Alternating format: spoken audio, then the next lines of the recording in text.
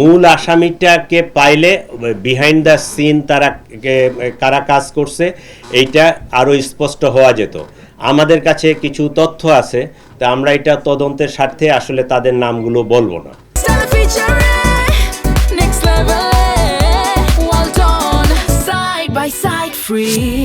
বিসমিল্লাহির রহমানির রহিম।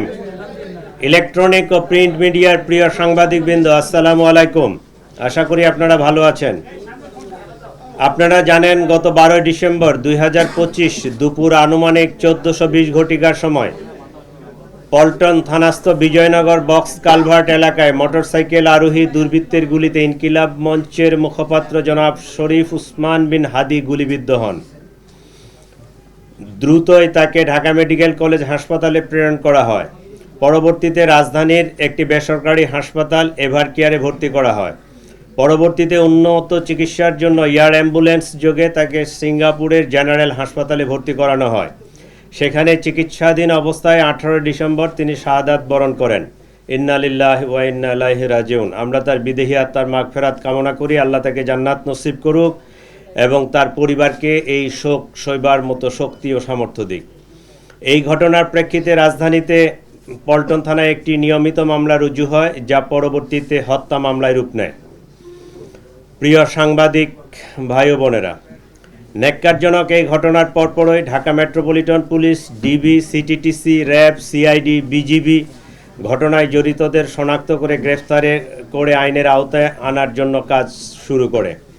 ঘটনাস্থলে উপস্থিত ব্যক্তিদের দেওয়া তথ্য, সিসিটিভি ফুটেজ বিশ্লেষণ, ওপেন সোর্স ইন্টেলিজেন্স এবং তথ্য প্রযুক্তির সহায়তায় ঘটনার দিনই শুটার ফয়সাল করিম মাসুদ ওরফে দাউদ ওরফে রাহুল এবং তার সহায়তাকারী মোটরসাইকেল চালক মোহাম্মদ আলমগীর শেখকে শনাক্ত করা হয়।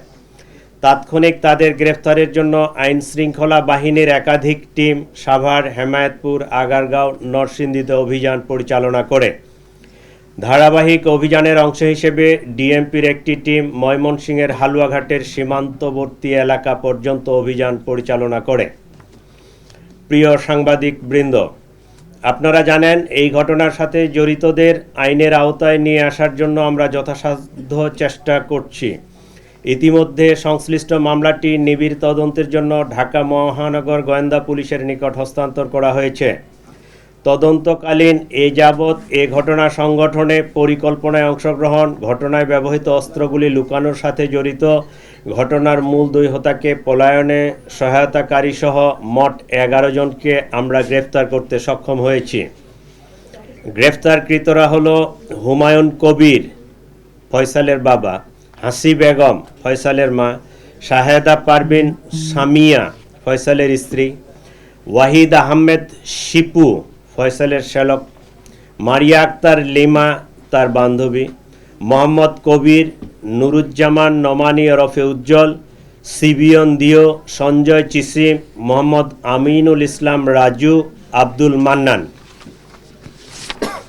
এই 11 জনকে আমরা গ্রেফতার করেছি।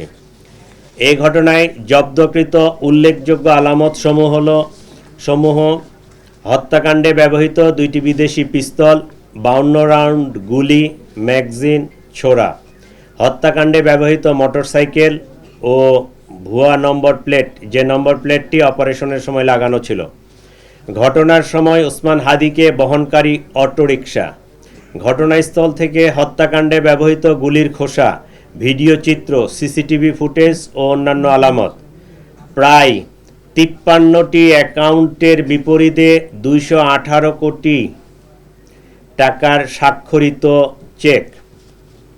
প্রিয় সাংবাদিকবৃন্দ, তদন্তে প্রাপ্ত তথ্য, বিভিন্ন গোয়েন্দা সংস্থার প্রতিবেদন, গ্রেফতারকৃতদের দেওয়া জবানবন্দি পর্যালোচনা করলে দেখা যায়, ফয়সাল ও আলমগীর ঘটনার পরপরই ঢাকা হতে সিএনজি করে আমিনবাজারে যায়।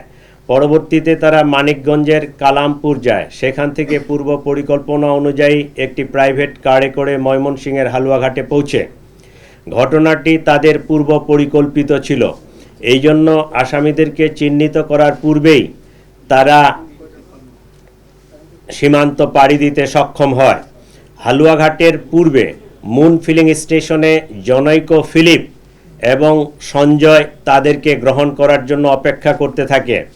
ফিলিপ তাকে সীমান্ত পার করে ভারতের মেঘালয় রাজ্যে জনৈক পুত্তির নিকট হস্তান্তর করে পুত্তি এক ট্যাক্সি ড্রাইভার স্বামীর কাছে তাদেরকে হস্তান্তর করে।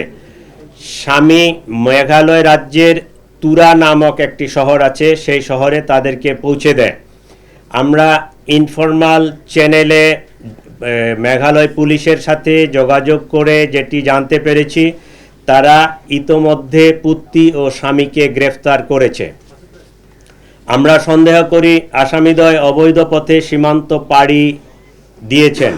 এই ঘটনার সাথে বিভিন্নভাবে জড়িত থাকার কথা স্বীকার করে গ্রেপ্তারকৃতদের মধ্যে 6 জন স্বীকারোক্তিমূলক জবানবন্দি প্রদান করেছেন এবং 4 জন সাক্ষী তারাও 164 ধারায় সাক্ষ্য প্রদান করেছেন।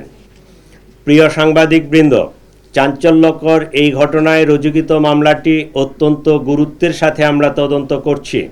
গ্রেপ্তারকৃতদের কাছে পাওয়া তথ্য, সাক্ষীদের জবানবন্দি, উদ্ধারকৃত আলামত পর্যালোচনা ও সার্বিক বিবেচনায় মামলাটির তদন্ত শেষ পর্যায়ে রয়েছে। আগামী 7 থেকে 10 দিনের মধ্যে আমরা চার্জশিট প্রদান করতে সক্ষম হব ইনশাআল্লাহ। সরকার ইতোমধ্যে দ্রুত বিচার ট্রাইব্যুনালে মামলাটি নিষ্পত্তি করার ঘোষণা দিয়েছে। সেই লক্ষ্যে আমরা কাজ করছি।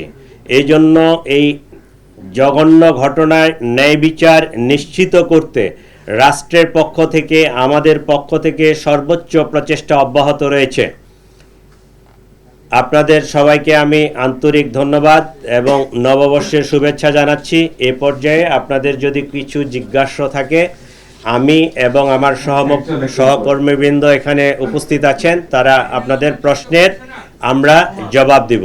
আমরা সর্বোচ্চ চেষ্টা করেছি তাদেরকে গ্রেফতার করার জন্য, অ্যারেস্ট করার জন্য। এখন পর্যন্ত যাদেরকে ধরা হয়েছে তাদের সাক্ষ্য প্রমাণ এবং তাদেরকে আমরা যে ছবিগুলো দেখিয়েছি, কারণ তারাও তো চিনে না ওই লোককে, এবং তারা যাদেরকে পার করেছে তাদের ভাষ্যমতে এরা পালিয়ে যেতে সক্ষম হয়েছে। যেহেতু মূল আসামিটা ধরা পড়ে নাই, বাকি যে আসামিগুলো এরা কিন্তু তার সহযোগী। কেউ অস্ত্র লুকাইছে, কেউ নাম্বার প্লেট চেঞ্জ করছে, কেউ তারে ক্যারি করছে, কেউ তাকে বিকাশে টাকা পাঠাইছে, এরা ধরা পড়ছে। তো মূল আসামিটাকে পাইলে বিহাইন্ড দ্য সিন তারা কারা কাজ করছে এইটা আরও স্পষ্ট হওয়া যেত। আমাদের কাছে কিছু তথ্য আছে, তা আমরা এটা তদন্তের স্বার্থে আসলে তাদের নামগুলো বলবো না। কেউ নম্বর প্লেট চেঞ্জ করেছে, কেউ মানে একজন এক এক দায়িত্বে ছিল। দ্যাট মিন্স এটা একটা টিম ওয়ার্ক। আপনি ওই দুজনকে না পান, এই 6 জন স্বীকারোক্তিমূলক জবানবন্দি দিয়েছে, সেখানে কি আপনাদের প্রশ্ন ছিল না যে পেছনে কারা ছিল? এই প্রশ্নের উত্তর আপনারা জানতে চান নাই? এটা আমরা জানতে চেয়েছি যে নাম্বার প্লেট চেঞ্জ করছে ওর বাবা, অস্ত্রের পোটলা রাখছে ওর মা, এটা নিয়ে গেছে তার বোনের বাসায়, ওখান থেকে তার শ্যালক, তার এক বন্ধু। এই মার্ডারের পেছনের মোটিভটা কি? Political murder? অতিরিক্ত কমিশনার, এই মার্ডারের পিছনে মোটিভটা আমরা একটু জানতে যাচ্ছি, ক্লিয়ারটা করেন, মোটিভটা কি আসলে? দেন সেকেন্ড কোশ্চেন হচ্ছে কারা, এই দুটো বিষয়।